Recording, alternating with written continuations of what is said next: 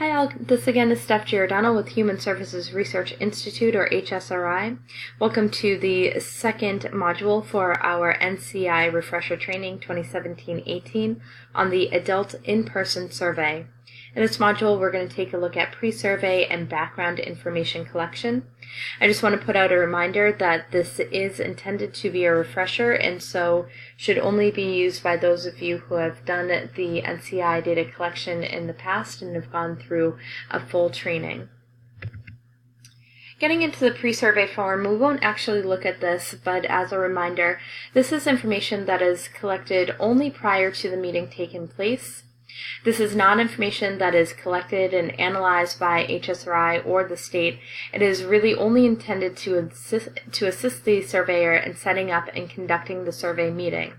It includes information about individuals who surveyors may want to contact to help set up the meeting, information about accommodations that may be necessary, including translations or other environmental adaptations that may need to be made.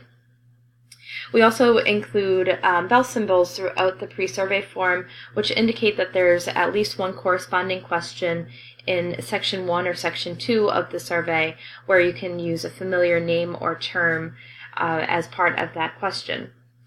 This information is really helpful in terms of helping people better understand questions and terms that are being asked, and it also helps the survey feel more conversational. Again, this information is not used or analyzed by the state and is purely intended for the use of the surveyor at the time of the meeting. We then have the background information section.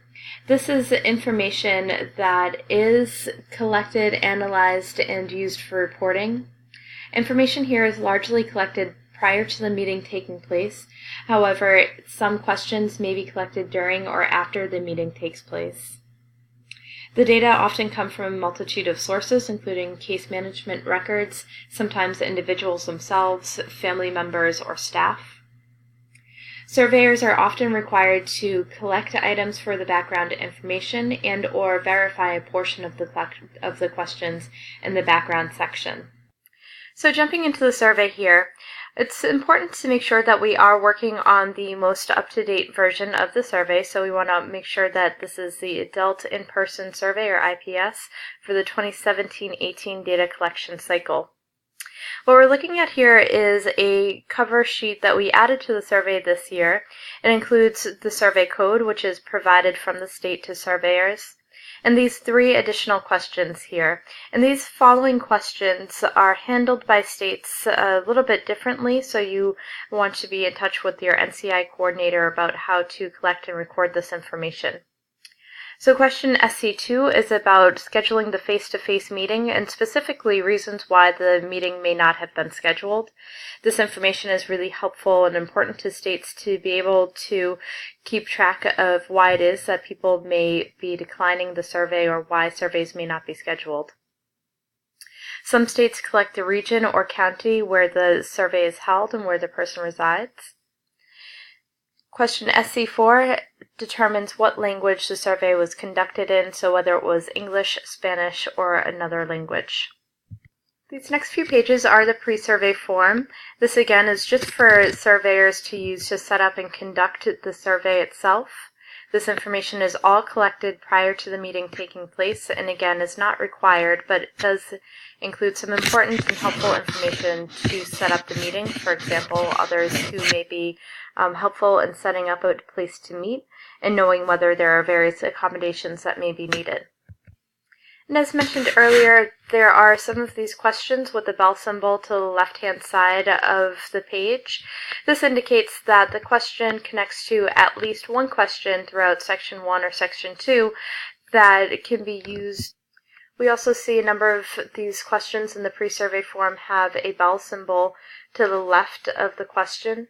That indicates that this question in the pre-survey form can be referenced when asking a question in Section 1 or Section 2 of the survey, again being able to provide that familiar name or term for the individual. So for example, in pre-survey question 9 about self-advocacy organizations, when asking question 73, we can use the name of an organization that the person may know well. And this takes us to the end of the pre-survey form, and we're now going to get into the background information section. We now get into the background information section. This again is the beginning of the survey questioning that is collected, analyzed, and used for reporting purposes. We see throughout this section there are a number of questions that are highlighted in yellow, such as BI2, date of birth. These are items that are critical for data collection purposes and ensuring that this data is as accurate and up-to-date as possible. These questions that are highlighted are used for risk adjustment in our data analysis, meaning that when we make comparisons between the state and the NCI average, that where we see significant differences, those differences are not due to the personal makeup of the survey sample. So getting into these questions, we start out with those questions around personal characteristics of the individual, including their zip code. This question is slightly different in terms of how it's collected than others. This will be entered as a numeric value. However, when this goes into our Odessa system, which is our online data entry system where all data will end up from the adult and person survey, the zip code gets transformed into a residential designation such as rural or urban. We then have those standard questions around date of birth, gender, and race. We ask a couple of questions around guardian or conservatorship. I want to point out for BI6, the relationship of a legal or court-appointed guardian or conservator. Those response options have expanded slightly this year from previous years. We now include financial institution, nonprofit, or for-profit guardianship agency, and always have that other option if one of these do not fit. Beginning at BI10, we ask questions around the person's diagnoses, including whether the person has an intellectual disability, and if so, what level of ID. Question BI12, what other conditions are noted in the person's record? This is information that we are looking for coming from a person's record, meaning that this is a condition that's been diagnosed from a medical professional. I want to point out here that for each of the response options, we have a no, yes, and don't know response. And for each of these response options, it is critical that we have one of those options, no, yes, or don't know, selected in terms of being able to report accurately this information. BI13 are additional health conditions noted in the person's record. These tend to be longer-term type conditions. Again, we have that no, yes, and don't know response, and for each response option here, we do need one of those selected. Jumping into these questions around healthcare, we ask a number of questions about preventative and routine exams. I want to point out for all of these questions that we ask about routine exams, including physical, dental, or eye exam or vision screening, we are looking for routine preventative care, not that the person went to the doctors for an emergency visit for any of these issues in the past year or so, but that the person is having regularly scheduled exams. We then go into a few questions beginning with BI26 around preventative screenings, including Pap tests, mammograms. For BI28, this has changed slightly from last year. It is whether the person received a screening for colorectal cancer. We do only report this information for individuals 50 to 74. I want to note here that this is a check all that applies, so you'll look at each type of screening and check off whether the person has had the screening in the allotted time. So we're going to fast forward a bit here to questions about the individual's residence type. These questions have remained largely unchanged, but I do want to point out a point of clarification added to question BI36. How would you characterize the place where this person lives? For questions around group living setting for 2 to 3, 4 to 6, or 7 to 15 people with disabilities, what we're looking for here is a group residential setting that is owned, operated, and are controlled by a service provider agency. One way we can determine whether the setting is owned or controlled by a service provider is if the person changed their service provider agency, would they need to move? If that is the case, then we would determine that this is a residence that is owned or operated by the provider agency and therefore is a group living setting.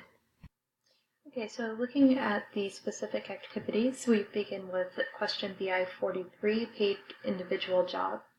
This is a job that is part of the typical labor market, is in the community, and where the person works with people without disabilities. If the individual is taking part in this activity, we're going to find out the number of hours typically spent during a 2-week period doing this activity, the wages during a typical 2-week period, and this year is different from previous years in that we are looking here for hourly wage, not gross wage, during that 2-week period. We'll also want to know whether the person gets publicly funded services or supports to take part in this activity. Question BI 44 looks at paid small group jobs.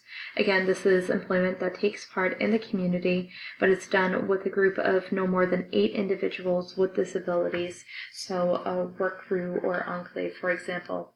Again, here, if the person is taking part in this activity, we look for a number of hours and wages during a typical 2-week period, as well as whether the person is getting publicly funded services or supports for this activity. BI 45 looks at unpaid activities in a community-based setting. So again, activities that take part around people without disabilities, such as volunteer activities, skills training, or community supports. We then look at BI 46, which is new this year. It looks at employment that is done in a community setting, but for a business that primarily hires people with disabilities. So this is most commonly a business that would be run by a provider. So again, paid work in a community business, primarily hiring individuals with disabilities. This is not a sheltered workshop or an enclave. It is employment that is done in an integrated community setting. For individuals in this type of work, we are again looking for a number of hours spent here, hourly wage, and whether there are publicly funded supports used for this individual to take part in the activity. Questions BI 47 and 48 have to do with facility-based paid and unpaid work. For question BI 47, we are still looking for total wages, so we did not change this to hourly wages for individuals in paid facility-based settings. This is because we know a number of people may be getting piece rates for work that is done in a facility setting, and so finding hourly wages may be a bit difficult here. It's important to note here that people may be taking part in multiple activities during a standard 2 weeks. Additionally, we may find that a person attends a day program and as part of that day program goes into the community to volunteer or work for a certain number of hours each week. If this is the case, we want to make every attempt to parse out that information and record each of those activities, hours, and wages separately. So, for example, if a person attends a day program for 10 hours a week, but among of those 10 hours, 2 are spent working in the community, we record this at 8 hours spent in a day activity unpaid and 2 hours in a community-based work setting. So essentially we want to make sure that we are most accurately reflecting the person's standard 2 weeks here. We then go into some additional information about those who are in community employment. So if questions BI 43, 44, and or BI 46 are marked yes, we're going to go ahead and answer these additional questions about their employment. We ask about other services and supports the person may receive. Again, here is another case where we have no, yes, and don't know options for each response type. We do need each of these responses checked off. Finally, we conclude the background information section with questions around behavioral support needs, so whether the person needs extensive, some, or no support for self-injurious, disruptive, or destructive behavior. We also ask BI 63, which looks at the sources of information for the background information, essentially wanting to know where this information is coming from. That takes us to the end of background information review. Our next module is going to take a look at section 1 of the in-person survey. Thanks for listening.